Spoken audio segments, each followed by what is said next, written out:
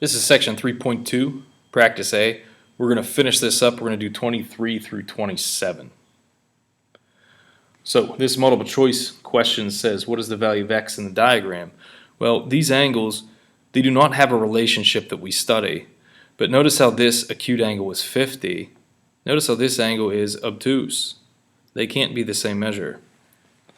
You do know that the corresponding angles are the same, so that's 50 as well, which means this angle makes a linear pair with it.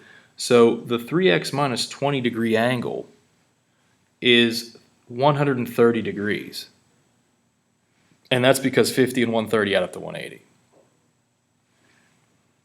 Solve for x,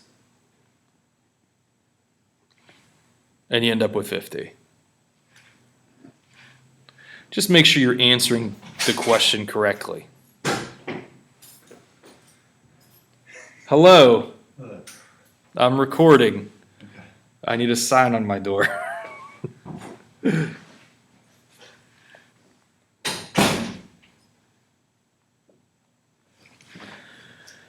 We're going to use this diagram for 24 through 27. We have a hiking trail that crosses a set of train tracks as shown in the diagram. The parallel edges of the hiking trail, that's what they're telling you there, form angles 1, 2, and 3 with the parallel tracks. So I guess the tracks are parallel as well. So that might be a little bit busy to understand or view. So you can always redraw the diagram. They're telling you these lines are parallel, and they're also telling you that these lines are parallel.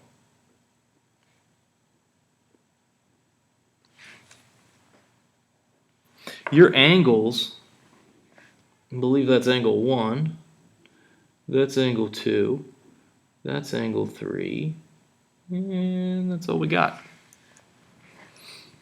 So if the measure of angle 1 is 135 degrees, what is the measure of angle 3? Well, angle 1 is corresponding with this angle, so it's going to be 135 degrees. And then this angle corresponds with, or actually this angle is alternate exterior with this angle. So they would be the same as well. So we're using two different relationships. I'll put an angle here and I'll call it angle 4. Angle 1 and angle 4 are corresponding. They're the same measure.